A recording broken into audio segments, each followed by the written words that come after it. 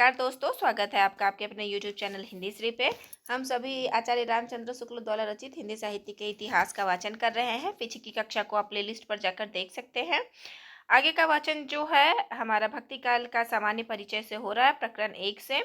तो पीछे की कक्षा को आप अवश्य ही प्लेलिस्ट पर जाकर देख ले, तभी आपको ये कक्षा समझ में आएगी। तो यहाँ से वाचन होना है। हालांकि यहाँ तक वाचन हो चुका था, लेकिन इसमें महत्वपूर्ण है तो मैं इसे फिर से वाचन कर रही हूँ। इस दृष्टि से यदि हम देखें तो कबीर का ज्ञान पक्ष तो रहस्य और गुह्य की भावना से विकृत मिलेगा। कबीर का क्या है, ज्ञान पक्ष जो है रहस्य और गुह्य भावना से विकृत मिलेगा। पर सूफियों में जो प्रेम तत्व उन्होंने लिया है, सूफियों से, माफी चाहती हूँ, सूफियों ने नहीं, सूफियों से जो कबीर ने लिया है, प्रेम तत्व उन्होंने लिया है, वह सूफियों के यहाँ चाहे काम वासनाग्रस्त हुआ हो पर निर्गुण पंथ में वह अविकृत रहा है। यह निसंदेह प्रशंसा की बात है।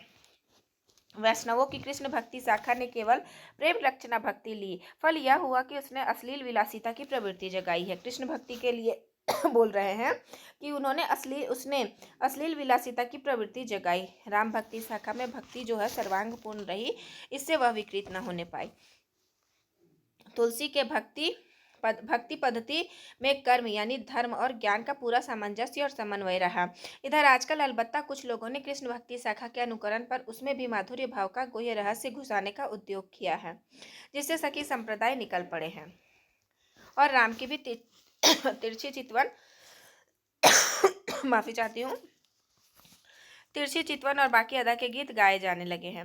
यह सामान्य भक्ति मार्ग एकेश्वरवाद का एक निश्चित स्वरूप लेकर खड़ा हुआ है, जो कभी ब्रह्मवाद की ओर ढलता था और कभी पैगंबरी खुदावाद की ओर। यह निर्गुण पंथ के नाम से प्रसिद्ध हुआ। इसकी ओर ले जाने वाली सबसे पहली प्रवृत्ति जो लक्षित हुई, वह उच्च नीच और जाति पाति के भाव का त्याग और ईश्वर की भक्ति के लिए मनुष्य मात्र के समान अधिकार का स्वीकार था। इस भाव का सूत्रपात भक्ति मार्ग के भीतर महाराष्ट्र और मध्य देश में नामदेव और रामानंद जी द्वारा हुआ।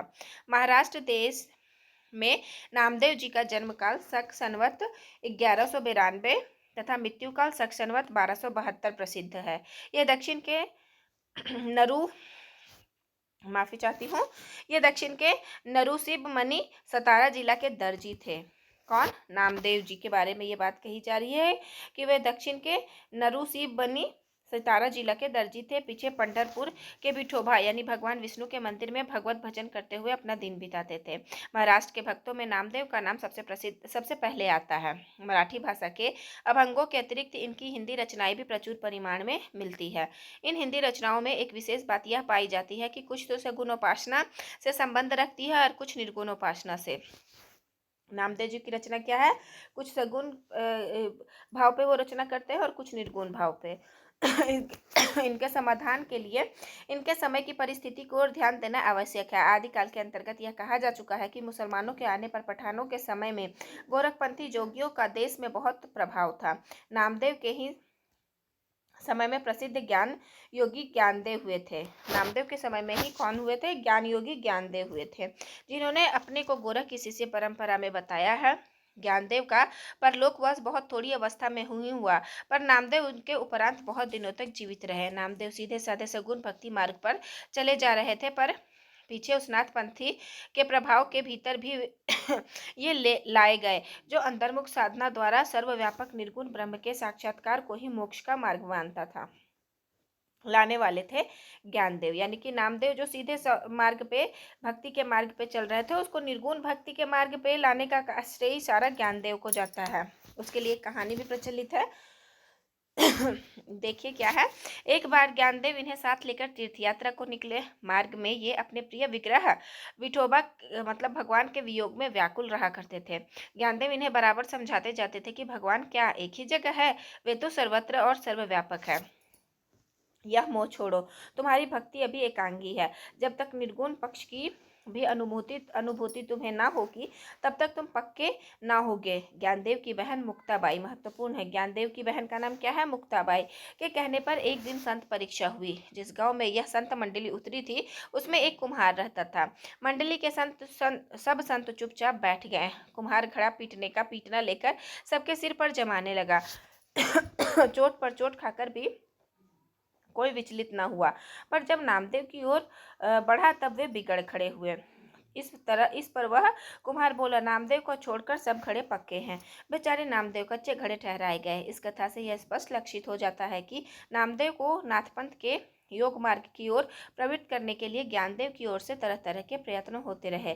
सिद्ध और योगी निरंतर अभ्यास द्वारा अपने शरीर को विलक्षण बना लेते हैं। खोपड़ी पर चोटें खा खाकर उसे पक्की करना उनके लिए कोई कठिन बात ना थी। अब भी एक प्रकार के मुसलमान फकीर अपने शरीर पर जोर जोर से डंडे जमाकर भिक्षा मांगते हैं। नामदेव किसी गुरु से दीक्षा लेकर अपनी सगुण भक्ति में प्रवृत्त नहीं हुए थे, अपने ही हृदय की स्वाभाविक प्रेरणा से हुए थे।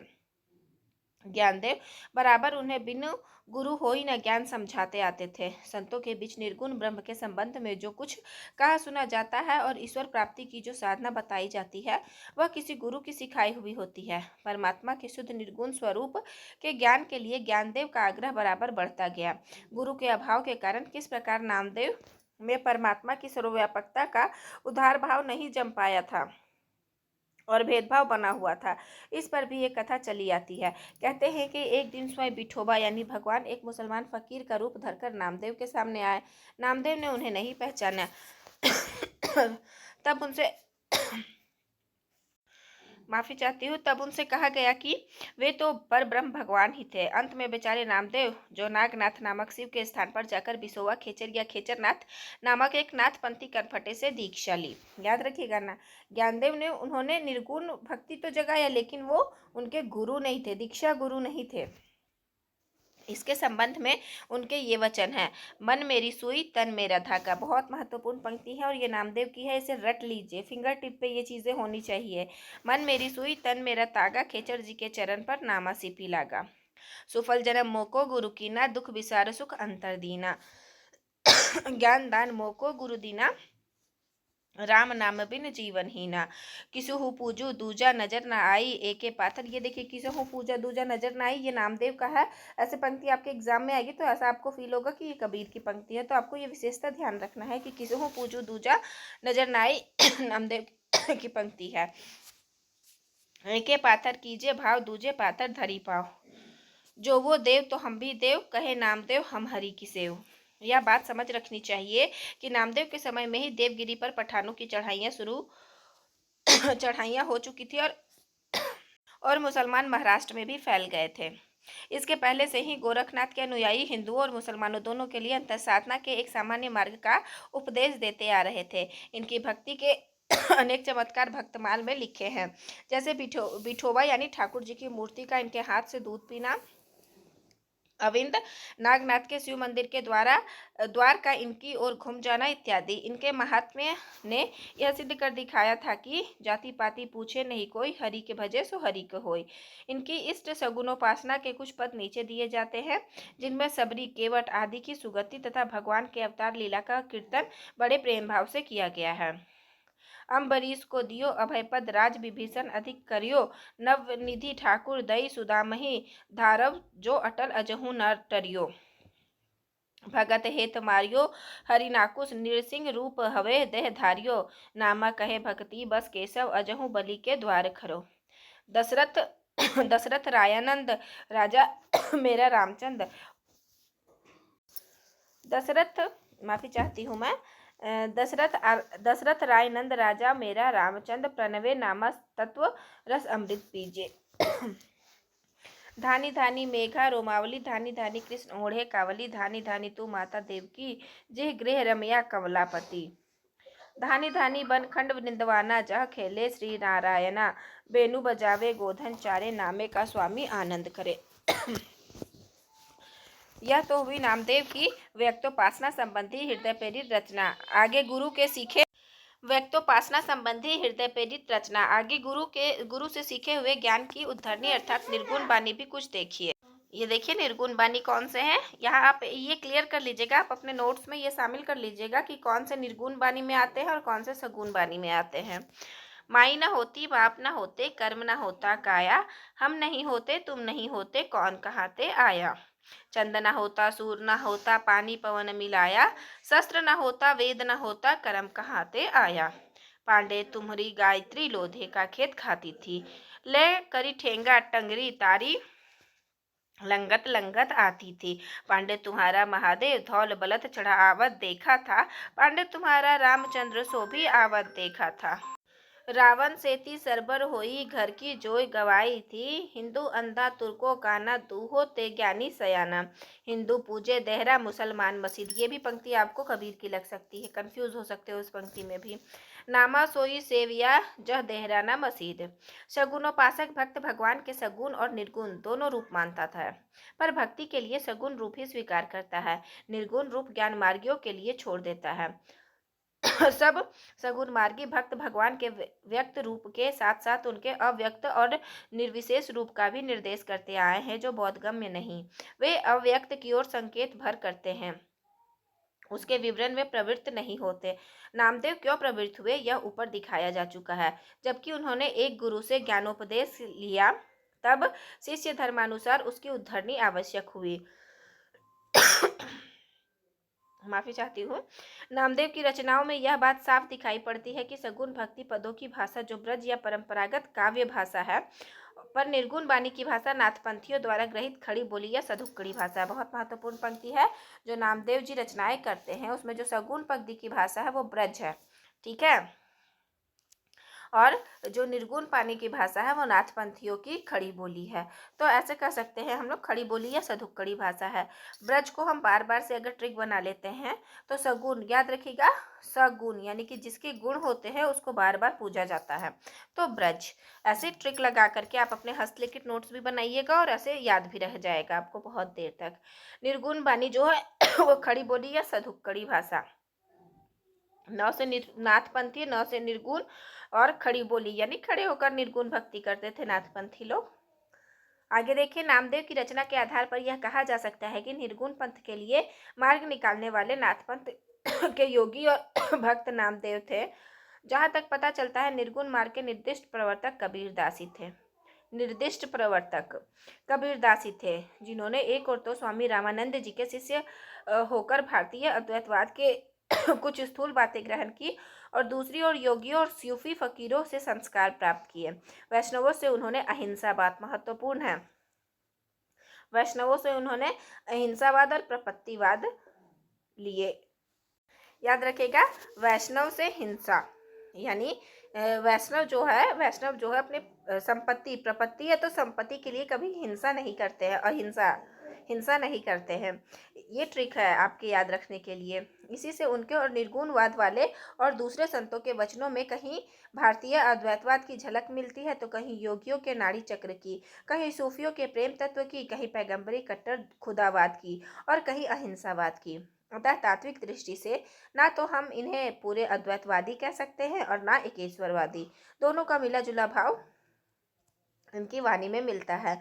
इनका लक्ष्य एक ऐसी सामान्य भक्ति पद्धति का प्रचार था जिसमें हिंदू और मुसलमान दोनों योग दे सके और भेदभाव का कुछ परिहार हो। बहुदेवोपासना, अवतार और मूर्ति पूजा का खंडन ये मुसलमानी जोश के साथ करते थे और मुसलमानों की कुर्बानी यानी हिंसा, नमाज, रोजा आदि की असारता दिखाते हुए ब्रह्म, माया, जीव, अनहद, नाद, सृष्टि, प्रलय आदि की चर्चा पूरे हिंदू ब्रह्मज्ञानी बनकर करते थे।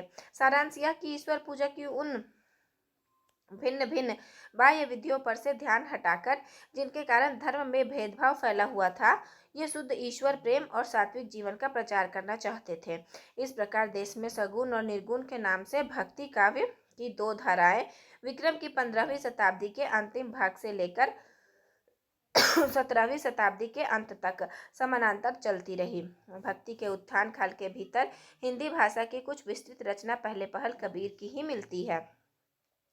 अतः पहले निर्गुण मंत्र के संतों का उल्लेख उचित ठहरता है। यह निर्गुण धारा दो शाखाओं में विभक्त हुई, एक तो ज्ञानाश्रयी शाखा, दूसरी शुद्ध प्रेम मार्गी शाखा यानी सूफियों की शाखा।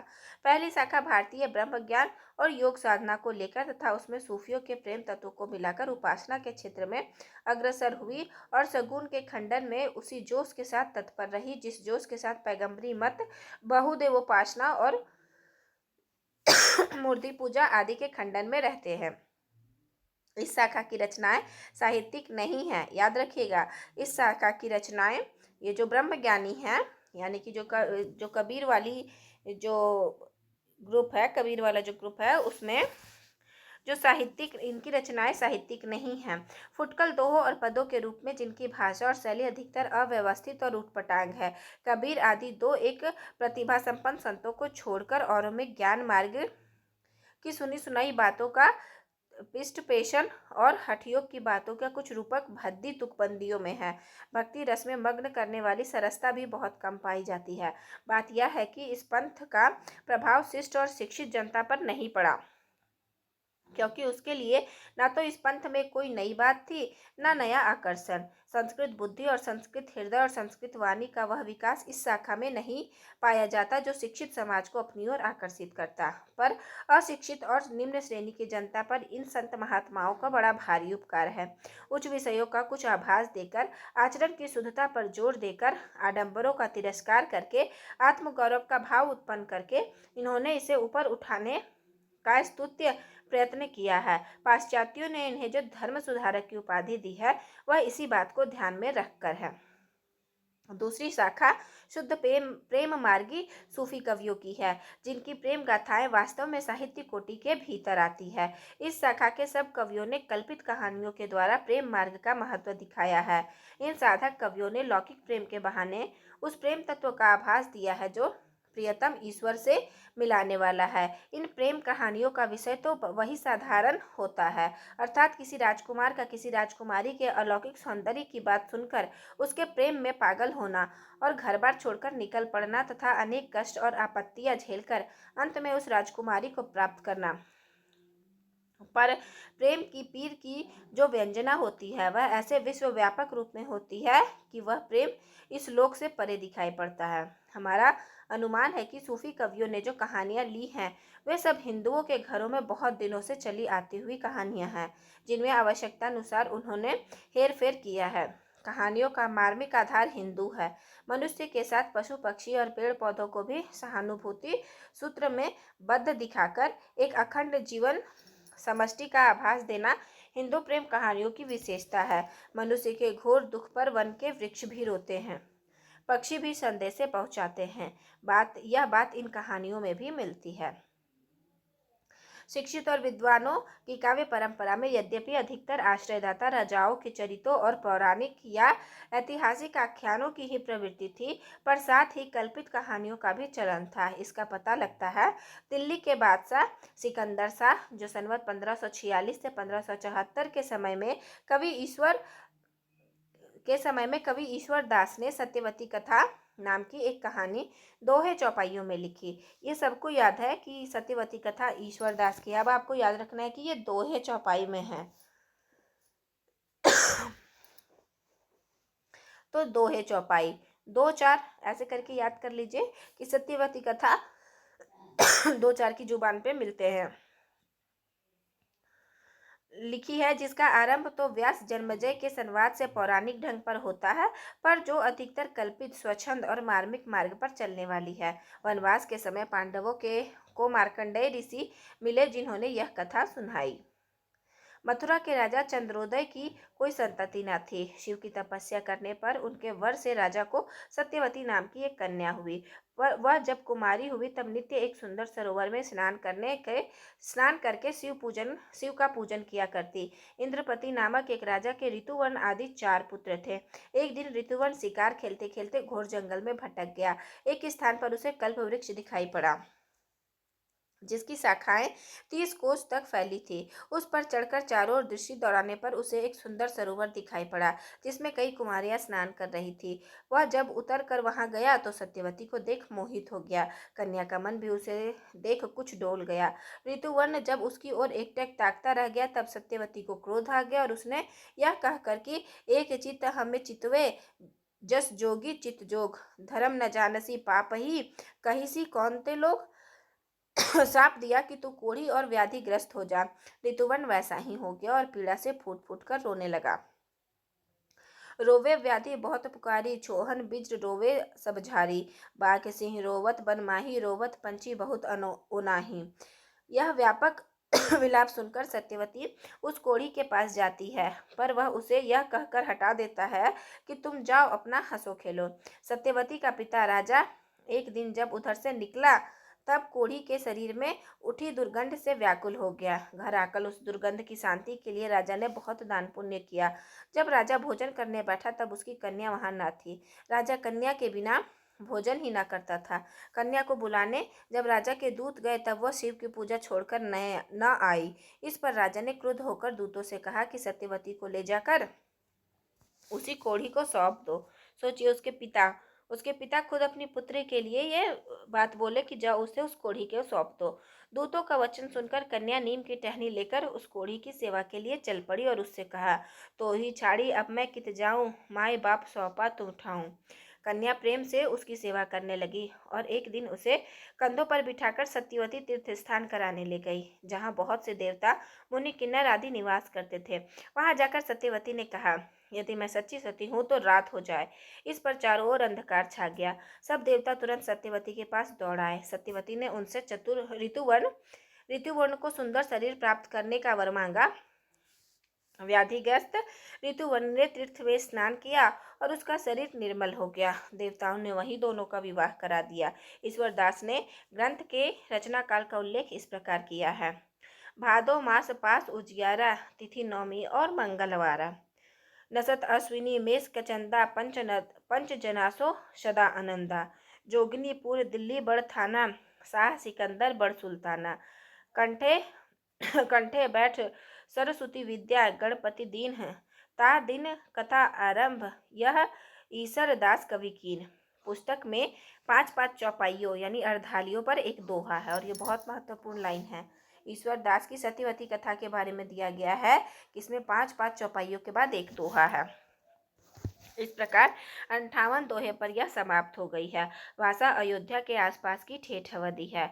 बाटे का प्रयोग जगह जगह है। यही अवधि भाषा, चौपाई, दोहे का क्रम और कहानी का रूप रंग सूफी कवियों ने ग्रहण किया। पीछे हम लोग दोहा चौपाई पढ़े और यहाँ हम लोग चौपाई दोहे पढ़ रहे हैं। आख्यान काव्यों के लिए चौपाई दोहे की परंपरा बहुत पुराने यानी विक्रम की 11वीं सदी के जैन चरित्र काव्यों में मिलता है। इसका उल्लेख पहले हो चुका है। सूफियों के प्रेम संबंधों में खंडन मंडन की बुद्धि को किनारे रखकर मनुष्य के हृदय को स्पर्श करने का प्रयत्न किया गया है, जिससे इनका प्रभाव हिंदुओं और मुसलमानों पर समान रूप से पड़ता है। बीच बीच में रहस्यमय परोक्ष की और जो मधुर संकेत मिलते हैं वे बड़े हृदयग्राही होते हैं। कबीर में जो रहस्यवाद मिलता है वह बहुत कुछ उन पारिभाषिक संज्ञाओं के आधार पर है जो वेदांग और हठयोग में निर्दिष्ट है, पर इन प्रेम प्रबंधकारों ने जिस रहस्यवाद का आभास बीच बीच में दिया है उसके संकेत स्वाभाविक और मर्मस्पर्शी हैं। शुद्ध प्रेम मार्गी सूफी कवियों की शाखा में सबसे प्रसिद्ध जायसी हुए, जिनकी पद्मावत हिंदी काव्य क्षेत्र में एक अद्भुत रत्न है। इस संप्रदाय के सब कवियों ने पूर्वी हिंदी अर्थात अवधी का व्यवहार किया है, जिसमें गोस्वामी तुलसीदास जी ने अपना रामचरितमानस लिखा है। अपना भावात्मक रहस्यवाद लेकर सूफी जब भारत में आए तब यहाँ उन्हें केवल साधनात्मक रहस्यवाद योगियों और रसायनियों और तांत्रिकों में मिला। रसेश्वर दर्शन का उल्लेख सर्वदर्शन संग्रह में है। जायसी आदि सूफी कवियों ने हठयोग और रसायन की कुछ बातों को भी कहीं कहीं अपनी कहानियों में स्थान दिया है। जैसा ऊपर कहा जा चुका है, भक्ति के उत्थान काल के भीतर हिंदी भाषा के कुछ विस्तृत रचना पहले पहल कबीर की ही मिलती है। अतः पहले निर्गुण संप्रदाय की ज्ञानाश्रय शाखा का संक्षिप्त विवरण आगे दिया जाता है, जिसमें सर्वप्रथम कबीर दास जी सामने आते हैं। और यहीं पे हमारा प्रथम प्रकरण भक्ति काल का खत्म होता है। प्रकरण 2 का वाचन जो है निर्गुण धारा ज्ञानाश्रय शाखा, उसका वाचन हम अगली कक्षा में करेंगे। तो धैर्य से बने रहने के लिए आपका बहुत बहुत धन्यवाद। आशा करती हूँ यह वीडियो आपको लाभान्वित करेगी और आप पीछे की कक्षा को प्लेलिस्ट पर जाकर अवश्य ही देखें। बीच से आपको वाचन समझ में नहीं आएगा और चैनल को सब्सक्राइब कर ले ताकि आपका कोई भी एक क्लास मिस ना हो जाए। धन्यवाद।